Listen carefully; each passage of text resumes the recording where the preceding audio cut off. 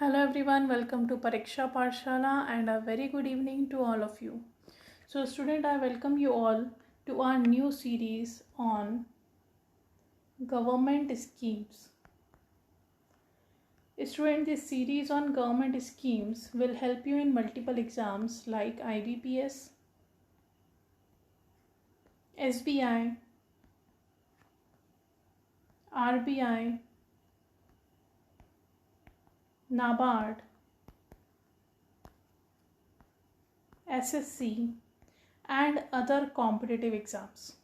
Okay, so student, before starting this session, one thing I want to tell you all that Pariksha Pathshala is available on social media platforms which are YouTube, Facebook, Telegram and Instagram. जी student, आप लोग हमसे इन सभी social media platform के through जुड़ सकते हैं. स्टूडेंट, हमारे सभी वीडियो लेक्चर्स की PDF आपको हमारे टेलीग्राम चैनल पर मिलेगी जिसका नाम है Pariksha Pathshala by Himanshu sir. Student, PDF के साथ साथ इस पर्टिकुलर चैनल के अंदर हम banking awareness, current affairs, financial awareness, static awareness और इकोनॉमिक्स से रिलेटेड क्विज भी कंडक्ट करवाते हैं. तो इस चैनल में ऐड होकर आप PDF के साथ साथ उन क्विज में भी पार्टिसिपेट कर सकते हैं. So now let's start our first lecture on government scheme series with a very important scheme named Sukanya Samriddhi scheme. जी स्टूडेंट, आप लोगों ने इस स्कीम का नाम तो सुना ही होगा. तो आज के इस वीडियो में हम सुकन्या समृद्धि स्कीम से रिलेटेड सभी फीचर्स, सभी फ़ायदे, सभी लिमिटेशंस के बारे में बात करेंगे. स्टूडेंट, ये बहुत ही इंपॉर्टेंट स्कीम है. इस स्कीम को लॉन्च किया गया था 2015 में और 2015 से लेकर अभी तक जितने भी एग्ज़ाम्स हुए हैं उन एग्ज़ाम्स में एक या दो क्वेश्चन इस पर्टिकुलर स्कीम से पूछे गए हैं. इसीलिए हम बोलते हैं कि Sukanya Samriddhi account scheme exam point of view से बहुत इंपॉर्टेंट है. For example 2019 RBI grade B exam, हम कौन से ईयर की बात कर रहे हैं? 2019 RBI ग्रेड बी फेज़ 1 के अंदर सुकन्या समृद्धि अकाउंट से क्वेश्चन पूछा गया था कि इस स्कीम के अंदर मिनिमम इन्वेस्टमेंट अमाउंट कितना है. जी हाँ स्टूडेंट, 2019 के RBI ग्रेड बी फेज़ 1 में क्वेश्चन पूछा गया था कि अगर हम सुकन्या समृद्धि स्कीम में पार्टिसिपेट करना चाहते हैं, इन्वेस्टमेंट करना चाहते हैं, तो हमें मिनिमम इन्वेस्टमेंट कितना करना होगा. तो चलिए आज हम डिस्कस करेंगे इसी स्कीम के बारे में इस वीडियो के अंदर. सबसे पहले देखते हैं इस स्कीम को कब लाया गया और कौन लेकर आया.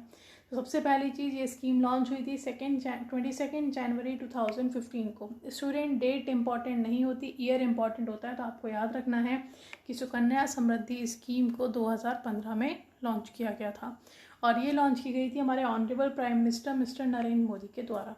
सुकन्या समृद्धि अकाउंट हमारे बेटी बचाओ बेटी पढ़ाओ कैंपेन का ही एक पार्ट है. अब बेटी बचाओ बेटी पढ़ाओ कैंपेन से रिलेटेड थोड़ी सी डिटेल देखते हैं हम स्टूडेंट, जो इम्पॉर्टेंट है एग्ज़ाम पॉइंट ऑफ व्यू से. बेटी बचाओ बेटी पढ़ाओ कैंपेन को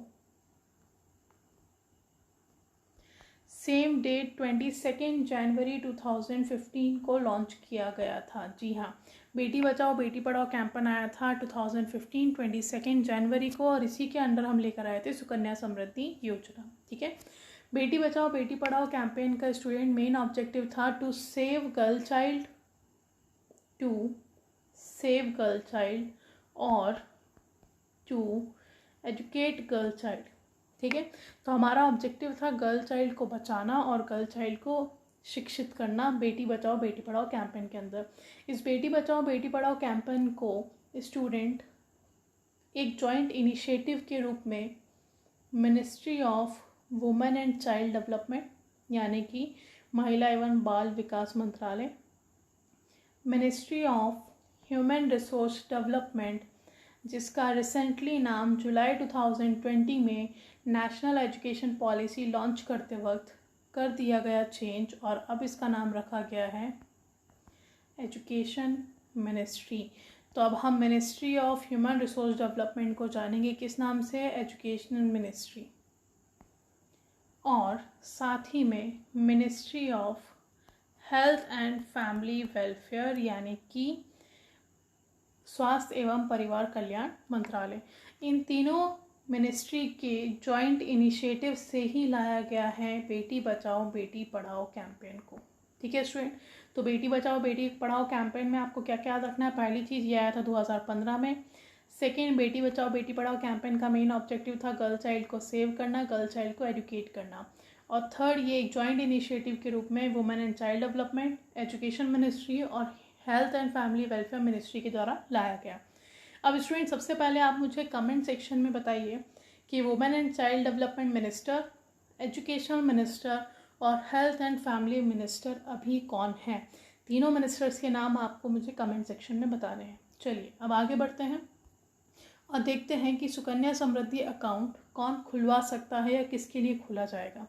तो सबसे पहली चीज़, सुकन्या समृद्धि अकाउंट को खुलवाया जाएगा पेरेंट्स और लीगल गार्जियंस के द्वारा। किसके पेरेंट्स और लीगल गार्जियंस? Girl child. इस पॉइंट से स्टूडेंट हमें ये समझ में आता है कि ये जो अकाउंट होगा ये किसके लिए होगा? ओनली गर्ल चाइल्ड के लिए।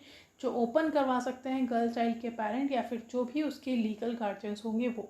सेकेंड कंडीशन यहाँ पे स्टूडेंट आती है कि उन गर्ल चाइल्ड का अकाउंट खोला जा सकता है जिनकी मैक्सिमम एज कितनी हो? 10 ईयर्स। जी हाँ स्टूडेंट, मैक्सिमम 10 ईयर्स तक की गर्ल चाइल्ड का अकाउंट खोला जा सकता है और ये अकाउंट पेरेंट्स या कोई भी लीगल गार्जियन खुलवा सकता है। नेक्स्ट आता है स्टूडेंट हमारा, ये अकाउंट एक गर्ल चाइल्ड के नाम पर एक ही सुकन्या समृद्धि अकाउंट आप खुलवा सकते हैं। जैसे कि स्टूडेंट हम देखते हैं कि जितनी भी डेट इंस्ट्रूमेंट स्कीम्स हैं उनमें सबसे ज़्यादा इंटरेस्ट गवर्नमेंट जो दे रही है वो दे रही है सुकन्या समृद्धि स्कीम के अंदर। तो कुछ लोग एक ही गर्ल चाइल्ड के नाम पे मल्टीपल अकाउंट्स खुलवा के इसका मिसयूज़ कर सकते थे। तो गवर्नमेंट ने यहाँ पे एक कंडीशन लगा दी कि एक गर्ल चाइल्ड के नाम पर एक ही अकाउंट खोला जाएगा, मल्टीपल अकाउंट्स नहीं खुलवा सकते। अब यहाँ से बहुत सारे डाउट्स आ जाते हैं लोगों के मन में। क्या डाउट्स? कि सुकन्या समृद्धि अकाउंट एक गर्ल चाइल्ड का एक ही होगा, यानी कि किसी भी फैमिली में अगर आप अकाउंट खुलवा रहे हो तो एक ही अकाउंट खुलेगा, एक से ज़्यादा अकाउंट नहीं खोल सकते। पर स्टूडेंट्स ऐसा नहीं है। देखिए अब हम इसको समझते हैं। सुकन्या समृद्धि अकाउंट में हमने ये तो देख लिया कि एक गर्ल का एक अकाउंट खोला जा सकता है। ठीक है। सेकेंड, एक फैमिली में 2 अकाउंट खोले जा सकते हैं, यानी कि किसी भी फैमिली में 2 गर्ल चाइल्ड के नाम पर आप सुकन्या समृद्धि अकाउंट खुलवा सकते हो। सेकेंड चीज़, यहाँ पे कुछ एक्सेप्शन भी हैं। एक्सेप्शनल केस में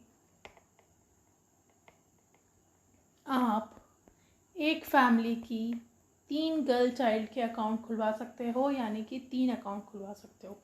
तो सबसे पहली चीज़ हमने देखी, एक गर्ल चाइल्ड के नाम पर एक ही अकाउंट होगा। दूसरी चीज़, एक फैमिली में 2 अकाउंट खोले जा सकते हैं, पर कुछ एक्सेप्शनल केसेस में एक फैमिली के अंदर 3 सुकन्या समृद्धि अकाउंट भी खोले जा सकते हैं। अब ये एक्सेप्शनल केस क्या है हम ये देखते हैं। 3 गर्ल चाइल्ड के अकाउंट की बात कर रहे हैं। 3 अकाउंट्स किस केस में खुलेंगे? तो फर्स्ट कंडीशन है जो सेकेंड बर्थ है। ठीक है, जो भी सेकेंड बर्थ है अगर उसमें ट्विंस गर्ल चाइल्ड होते हैं तो कितनी गर्ल चाइल्ड हो गई? 3। और दूसरी कंडीशन है अगर जो फर्स्ट बर्थ है इसी फर्स्ट बर्थ के अंदर अगर ट्रिपलेट्स होती हैं गर्ल चाइल्ड तो आप 3 अकाउंट खुलवा सकते हैं। ठीक है स्टूडेंट, आई होप आपको समझ में आया होगा। अगर नहीं आया तो मैं फिर से बता देती हूँ। याद रखिए, एक गर्ल के नाम पर एक ही अकाउंट होगा। एक फैमिली में 2 अकाउंट खुलवा सकते हैं गर्ल चाइल्ड के नाम पर। कुछ एक्सेप्शनल केस में 3 अकाउंट खुलवा सकते हैं। 3 अकाउंट खुलवाने की पहली कंडीशन, अगर सेकेंड बर्थ के टाइम पे ट्विंस गर्ल चाइल्ड होती हैं तो आप 3 अकाउंट खुलवा सकते हो, या फिर फर्स्ट बर्थ के टाइम पर ही ट्रिपलेट गर्ल्स चाइल्ड होती हैं तो आप 3 अकाउंट खुलवा सकते हो। ठीक है, चलिए अब आगे देखते हैं कि अकाउंट खुलवाने के लिए हमें किन किन डॉक्यूमेंट्स की आवश्यकता होगी। तो सबसे पहली चीज़, सुकन्या समृद्धि अकाउंट खुलवाने के लिए जो इम्पोर्टेंट है वो ये है कि आपको गर्ल चाइल्ड का बर्थ सर्टिफिकेट देना होगा। जिस गर्ल चाइल्ड के नाम पे ये अकाउंट आप खुलवाने चाह रहे हैं उसका बर्थ सर्टिफिकेट मैंडेटरी है। साथ में वो गार्जियंस, पेरेंट्स या लीगल गार्जियंस जो भी ये अकाउंट खुलवाते हैं उनका एड्रेस प्रूफ और आइडेंटिटी प्रूफ चाहिए। तो इसका मतलब स्टूडेंट हमें 3 डॉक्यूमेंट चाहिए। First, birth certificate girl child का। सेकेंड, एड्रेस प्रूफ पेरेंट्स का, गार्जियंस का। और थर्ड, आइडेंटिटी प्रूफ पेरेंट्स और गार्जियंस की। ठीक है, अब देखते हैं इस अकाउंट को खुलवाने के लिए हमें कहाँ जाना होगा और किस पर्टिकुलर फॉर्म को फिल करना होगा। तो सुकन्या समृद्धि अकाउंट आप किसी भी पोस्ट ऑफिस में खुलवा सकते हैं। अच्छा स्टूडेंट, एक चीज़ और याद रखिएगा, जिस गर्ल चाइल्ड का आप अकाउंट खुलवा रहे हैं वो क्या होना ज़रूरी है, इंडियन रेसिडेंट होनी ज़रूरी है। यानी कि उसी गर्ल चाइल्ड का अकाउंट इस अकाउंट में खोला जाएगा जो इंडियन रेसिडेंट है। किसी भी NRI गर्ल चाइल्ड का आप सुकन्या समृद्धि अकाउंट नहीं खुलवा सकते। ठीक है, नेक्स्ट हम बात कर रहे हैं अकाउंट आप किसी भी पोस्ट ऑफिस में या किसी भी ऑथोराइज्ड कमर्शियल बैंक में खुलवा सकते हैं। ऑथोराइज्ड कमर्शियल बैंक मतलब हमारे जितने भी पॉपुलर कमर्शियल बैंक है, SBI, PNB, bank of Baroda, bank of India, इन सभी में आप क्या खुलवा सकते हैं, अकाउंट खुलवा सकते हैं। नेक्स्ट स्टूडेंट, अगर आप पोस्ट ऑफिस से अपनी सुकन्या समृद्धि अकाउंट को कमर्शियल बैंक में कन्वर्ट करवाना चाहते हैं, ट्रांसफ़र करवाना चाहते हैं, तो आप ऐसा कर सकते हैं।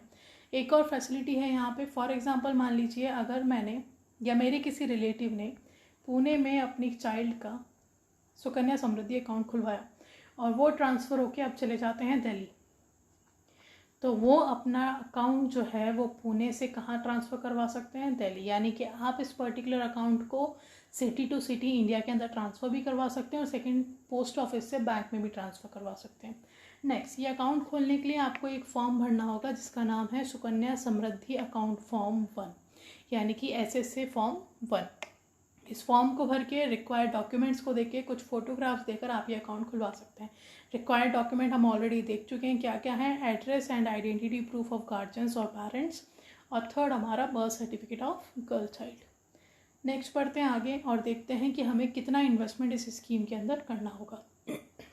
तो स्टूडेंट देखिए, अकाउंट जो आप ओपन करवा रहे हैं सुकन्या समृद्धि अकाउंट के अंदर, इसके अंदर आपको मिनिमम इन्वेस्टमेंट करना होगा 250 रुपीज़ का और मैक्सिमम अमाउंट आपको इन्वेस्ट करना होगा 1.5 लाख का, वो भी इन अ फाइनेंशियल ईयर।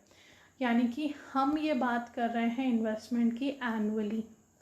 एक फाइनेंशियल ईयर में, एक वित्तीय वर्ष में आपको मिनिमम 250 रुपये इन्वेस्ट करना ज़रूरी है, अकाउंट में डिपॉजिट करवाना ज़रूरी है। और एक फाइनेंशियल ईयर में आप ज़्यादा से ज़्यादा 1,50,000 इस अकाउंट में डिपॉजिट कर सकते हैं, उससे ज़्यादा नहीं। फाइनेंशियल ईयर यानी कि वित्तीय वर्ष जो हमारा 1 अप्रैल टू 31 मार्च काउंट होता है। ठीक है स्टूडेंट, अब यहाँ पे एक और चीज़ याद रखिएगा स्टूडेंट, जब ये स्कीम आई थी 2015 में, तो ये जो मिनिमम एनुअल अमाउंट है ये हुआ करता था 1000 रुपीज़, कितना, 1000। इसको बदल के अब गवर्नमेंट ने कर दिया 250 रुपये। क्यों? क्योंकि बहुत सारी फैमिलीज़ ऐसी थी जो मिनिमम 1000 इन्वेस्टमेंट नहीं कर पा रही थी, तो उनको देखते हुए कि ज़्यादा से ज़्यादा लोग इस स्कीम में इन्वेस्टमेंट कर सकें, तो गवर्नमेंट ने इसके मिनिमम अमाउंट को कर दिया 1000 से 250।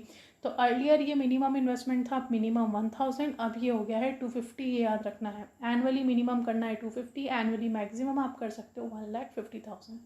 ठीक, ये तो था स्टूडेंट हमारा कि आप कितना मिनिमम और मैक्सिमम अकाउंट में इसमें डिपॉजिट कर सकते हो। नेक्स्ट, जो नंबर ऑफ डिपॉजिट्स हैं उस नंबर ऑफ डिपॉजिट्स पे कोई भी लिमिट नहीं है। यानी कि अगर मैं 1,50,000 रुपये एक साल में डिपॉजिट करवाना चाहती हूँ तो मैं चाहूँ तो 1000 रुपीज़ के मल्टीपल डिपॉजिट्स करके भी ये 1,50,000 करवा सकती हूँ। अगर मैं चाहूँ 2000 के मल्टीपल डिपॉजिट्स करके ये अकाउंट में 1.5 लाख डिपॉजिट करना, तो मैं वो भी कर सकती हूँ। यानी कि नंबर ऑफ डिपॉजिट्स पे कोई लिमिट नहीं है, पर मिनिमम और मैक्सिमम अमाउंट की लिमिट है। अब अगर मान लीजिए स्टूडेंट, मैं कोई भी पर्सन जो ये अकाउंट खुलवाता है वो 250 रुपीज़ मिनिमम एक साल में डिपॉजिट नहीं करवा पाता है, इन केस नहीं करवा पाता है, तो क्या होगा, तो उसके अकाउंट को डिक्लेयर किया जाएगा एज अ डिफ़ॉल्ट अकाउंट। यानी कि अगर आप एक साल में 250 रुपये मिनिमम इन्वेस्ट नहीं कर पाते हैं तो आपके अकाउंट को डिक्लेयर कर दिया जाएगा डिफ़ॉल्ट अकाउंट। अगर आप उस अकाउंट को फिर से कंटिन्यू करना चाहते हैं तो आपको डिफ़ॉल्ट पेनल्टी देनी होगी 50 रुपये की, 50 रुपीज़ की। किस केस में? अगर आपने मिनिमम अमाउंट मेंटेन नहीं किया। ठीक है, अच्छा, सिर्फ 50 रुपये की पेनल्टी नहीं, ये तो डिफ़ॉल्ट पेनल्टी है, इसके साथ क्या है, फॉर एग्जांपल एक एग्जांपल के साथ समझते हैं। मान लीजिए मैंने 3 साल तक जो मिनिमम इन्वेस्टमेंट था वो नहीं किया, यानी कि 3 साल, हर साल जो 250 रुपये मुझे जमा करवाने थे वो मैंने 3 साल तक नहीं किए, तो मेरा अकाउंट कौन सा हो गया, ये हो गया मेरा डिफ़ॉल्ट अकाउंट। अब स्टूडेंट्स, मैं चाहती हूँ कि मैं इस अकाउंट को फिर से कंटिन्यू करूँ, मेरे पास अब पैसा है, मैं इसमें इन्वेस्टमेंट कर सकती हूँ। तो जब मैं इस अकाउंट को फिर से कंटिन्यू करना चाहूँगी तो मुझे डिफ़ॉल्ट पेनल्टी देनी होगी 50 रुपीज़ प्लस 3 साल में मिनिमम मुझे इन्वेस्ट करना था 250, तो मुझे इन्वेस्टमेंट का अमाउंट भी उसी टाइम पर देना पड़ेगा। यानी कि डिफ़ॉल्ट पेनल्टी 50 रुपीज़ प्लस आपको यहाँ पर अरियर्स भी डिपॉजिट करने होंगे, तब जाके आपके डिफ़ॉल्ट अकाउंट को कंटिन्यू किया जाएगा। ठीक है, आई होप आपको ये समझ में आया होगा। डिफ़ॉल्ट पेनल्टी के साथ को आपको अरियर्स भी देने हैं उतने साल का जितने साल से आपने इन्वेस्टमेंट नहीं किया। तो इन्वेस्टमेंट नहीं करेंगे तो डिफ़ॉल्ट अकाउंट में जाएगा। डिफ़ॉल्ट अकाउंट को कंटिन्यू करवाने के लिए 50 रुपीज़ पेनल्टी प्लस अरियर्स देने ज़रूरी हैं। चलिए अब आगे देखते हैं हम इसमें विड्रॉल कब किया जा सकता है, कब हम इस पैसे को यूज़ कर सकते हैं। तो विड्रॉल करने की पहली कंडीशन तो ये है कि जब गर्ल चाइल्ड 18 ईयर्स की होगी, यानी कि गर्ल चाइल्ड की एज 18 साल होगी, तो आपने जितना भी पैसा डिपॉजिट किया है गर्ल चाइल्ड के 18 साल होने तक, उसका 50% पैसा आप क्या कर सकते हो, विड्रॉ कर सकते हो। पूरा अमाउंट नहीं, सिर्फ और सिर्फ कितना, 50% अमाउंट आप विड्रॉल कर सकते हो। कब? जब गर्ल चाइल्ड 18 ईयर्स की होगी। ठीक है, और ये किस पर्पज़ से किया जाएगा, या तो गर्ल चाइल्ड की हायर एजुकेशन या फिर गर्ल चाइल्ड की मैरिज के केस में। ठीक है, अब स्टूडेंट यहाँ पे थोड़ा सा हमें समझना पड़ेगा। जब हम बोलते हैं कि गर्ल चाइल्ड के 18 ईयर्स होने पर आप ये विड्रॉ कर सकते हो, तो यहाँ पे समझिएगा 18 ईयर्स के गर्ल चाइल्ड के होने के बाद आप 50% पैसा विड्रॉ कर सकते हो हायर एजुकेशन के लिए।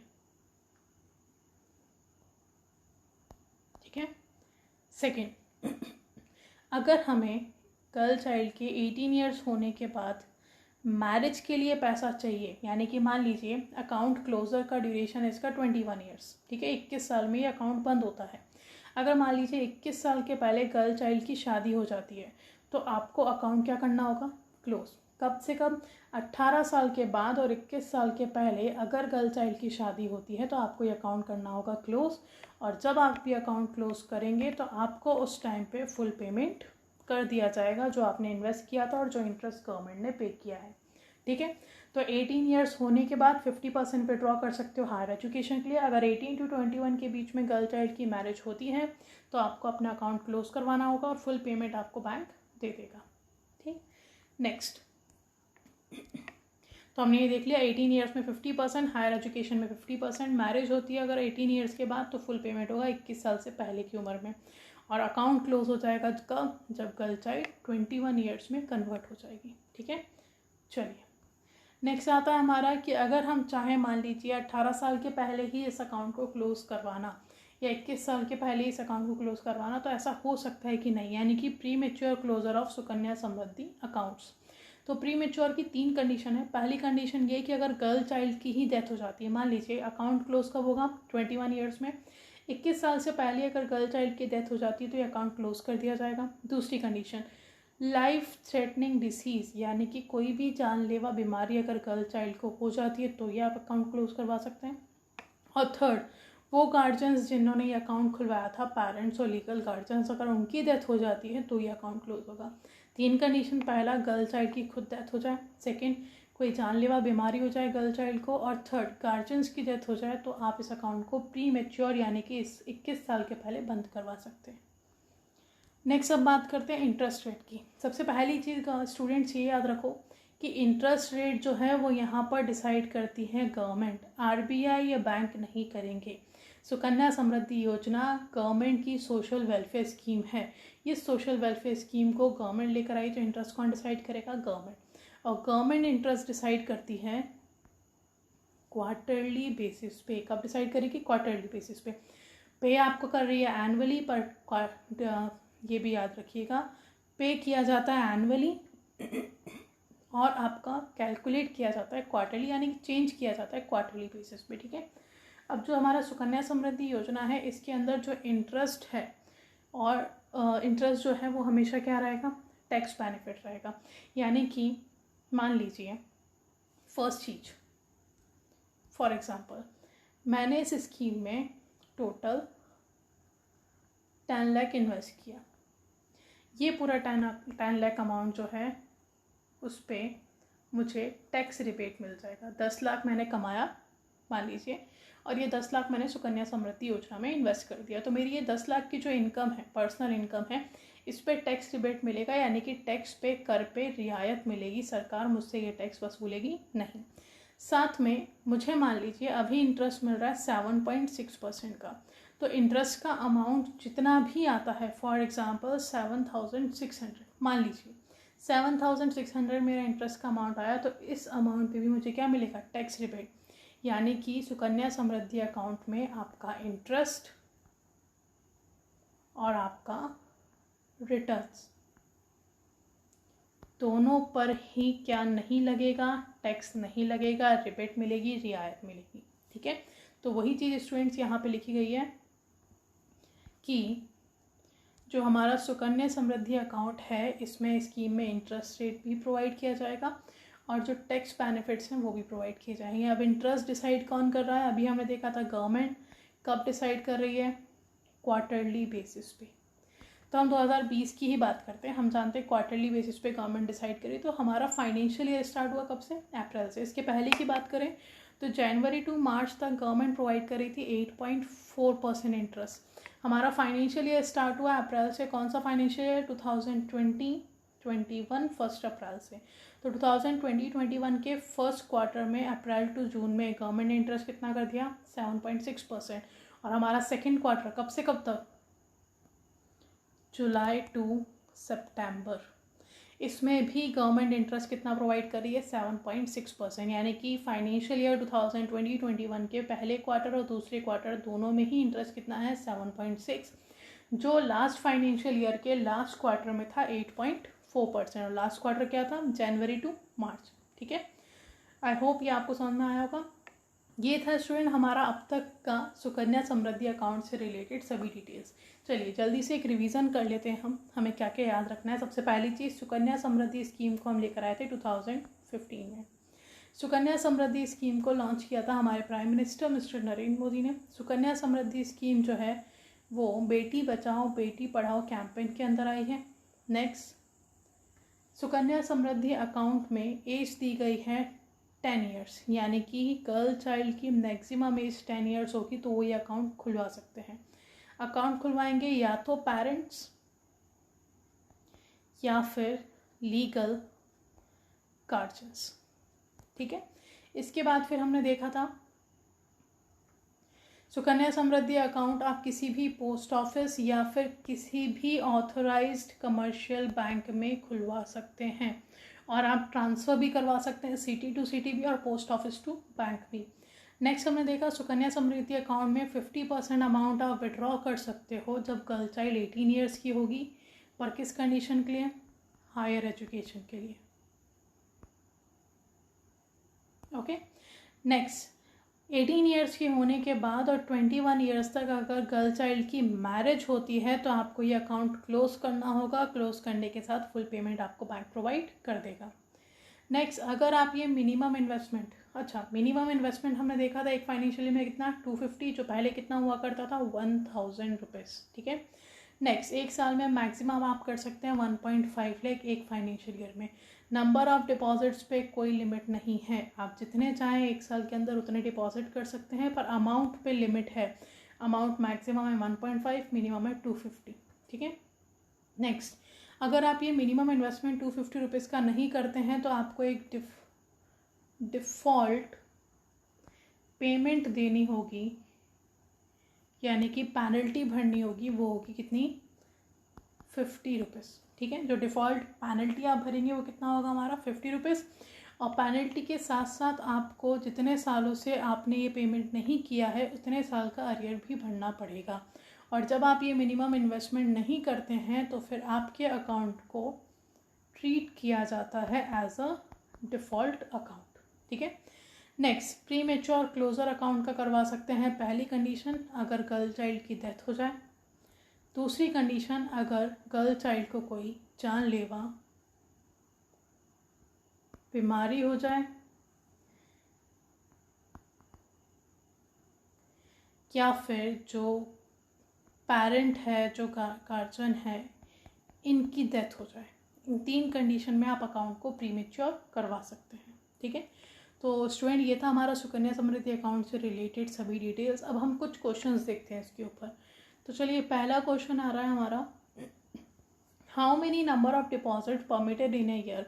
क्वेश्चन में पूछा गया है कि एक साल में कितने नंबर ऑफ डिपॉजिट आप कर सकते हो। पहला ऑप्शन दिया है no fix number of deposit, कोई फिक्स नंबर ऑफ डिपॉजिट नहीं, कितना भी करो।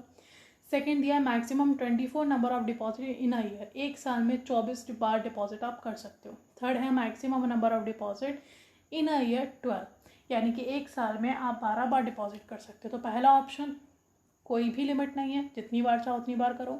दूसरा एक साल में 24 बार कर सकते हो, और तीसरा है एक साल में 12 बार। तो स्टूडेंट अभी हमने डिस्कस किया था कि अगर हमें डिपॉजिट करना है तो मिनिमम 250, मैक्सिमम 1,50,000, पर नंबर ऑफ डिपॉजिट पे कोई लिमिट नहीं है। तो हमारा आंसर हो जाएगा क्या, बी, ओनली 1। सिर्फ और सिर्फ फर्स्ट ऑप्शन सही है, ठीक है। चलिए अब देखते हैं सेकेंड क्वेश्चन। सेकेंड क्वेश्चन आपके सामने स्टूडेंट से पूछा जा रहा है, the maturity duration of the account is dash from the date of opening of the account. Account का मैच्योरिटी ड्यूरेशन अकाउंट ओपन होने के कितने साल बाद है। जैसे कि हमने अभी देखा था 21 साल में इस अकाउंट को क्लोज किया जाता है, यानी कि मैच्योरिटी कितने साल में, 21 ईयर्स, यानी कि ऑप्शन नंबर सी। नेक्स्ट आता है हमारा third question students, maximum period up to which deposit can be made in from the date of opening of the account. अच्छा, ये चीज़ स्टूडेंट याद रखिएगा। अगर हम बात करते हैं, चलिए पहले क्वेश्चन देखते हैं फिर उसको मैं डिस्कस करती हूँ। यहाँ पे पूछा जा रहा है कि आप अकाउंट खोलने के कितने साल बाद तक डिपॉजिट कर सकते हो। अकाउंट ओपन करने के जो भी डेट पे आपने अकाउंट ओपन किया उससे कितने साल तक आप ये डिपॉजिट कर सकते हो। अब मैक्सिमम स्टूडेंट जो आंसर देते हैं वो क्या देते हैं, 21 ईयर्स। क्यों 21 ईयर्स, क्योंकि हमने 21 ईयर्स में अकाउंट की मैच्योरिटी देखी है। पर नहीं स्टूडेंट, ये गलत है।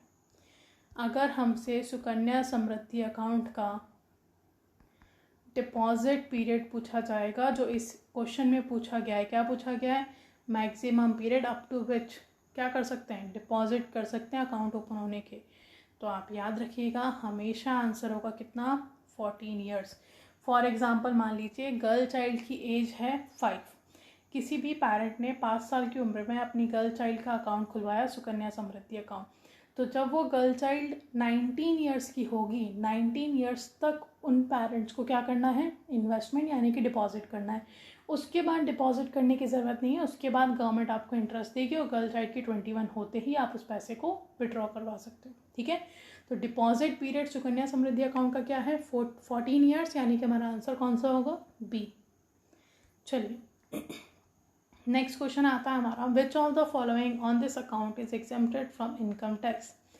इस अकाउंट में इन दोनों में से कौन सा चीज़ या कौन सा पेमेंट इनकम टैक्स में रियायत मिलेगा या इनकम टैक्स उस पर लगेगा, नहीं, माफ़ कर दिया गया है। इंटरेस्ट पे या मैच्योरिटी अमाउंट पे, तो इसको हमने अभी डिस्कस किया था स्टूडेंट कि इंटरेस्ट और मैच्योरिटी अमाउंट। मैच्योरिटी अमाउंट क्या होगा हमारा, रिटर्न, जो भी पैसा हम रिटर्न ले रहे हैं। तो मैच्योरिटी अमाउंट यानी कि जितना पैसा हमने इन्वेस्ट किया था उस पर इंटरेस्ट लग के जो पैसा वापस मिला, और इंटरेस्ट जो गवर्नमेंट अभी हमें प्रोवाइड कर रही है कितना, 7.6%। तो यहाँ पे आंसर क्या होगा स्टूडेंट, बोथ 1 and 2। इंटरेस्ट पे भी कोई टैक्स नहीं लगता और ना ही मैच्योरिटी अमाउंट यानी कि रिटर्न पे तो कोई टैक्स लगता है। नेक्स्ट क्वेश्चन है हमारा फिफ्थ क्वेश्चन स्टूडेंट। इस क्वेश्चन का आंसर आप लोग दोगे मुझे कमेंट सेक्शन के अंदर। मैं क्वेश्चन डिस्कस करती हूँ आपसे। The account is limited for dash girl child of the parents. Account कितनी गर्ल चाइल्ड, पेरेंट्स की कितनी गर्ल चाइल्ड के लिए लिमिटेड है, यानी कि पेरेंट्स अपनी कितनी गर्ल चाइल्ड के नाम पर ये अकाउंट खुलवा सकते हैं। पहला ऑप्शन दिया है एक गर्ल चाइल्ड के नाम पर, दूसरा दिया है नो कंडीशन, आपकी जितनी गर्ल चाइल्ड है सभी गर्ल चाइल्ड के नाम पे खुलवा सकते हैं। थर्ड है 2 गर्ल चाइल्ड के नाम पे। फोर्थ दिया है 2 गर्ल चाइल्ड और 3 गर्ल चाइल्ड। 3 गर्ल चाइल्ड में कंडीशन दी है, यानी कि सेकेंड बर्थ में ट्विन गर्ल्स हों या फिर फर्स्ट बर्थ में 3 गर्ल्स का बर्थ हो, तो आप यहाँ पर ये सेकेंड 2 गर्ल चाइल्ड और 3 गर्ल चाइल्ड के नाम पे अकाउंट खुलवा सकते हैं। तो ये हैं ABCD ऑप्शंस फिफ्थ क्वेश्चन के। इसका आंसर आप लोग मुझे देंगे कमेंट सेक्शन के अंदर, ठीक है। तो स्टूडेंट ये था हमारा सुकन्या समृद्धि अकाउंट स्कीम। इसकी PDF और फिफ्थ क्वेश्चन का आंसर आप लोगों को मिलेगा हमारे टेलीग्राम चैनल पे परीक्षा पाठशाला बाय हिमांशु सर के, ठीक है। चलिए तो ये था सेशन आज का। Thank you for watching, have a good day all.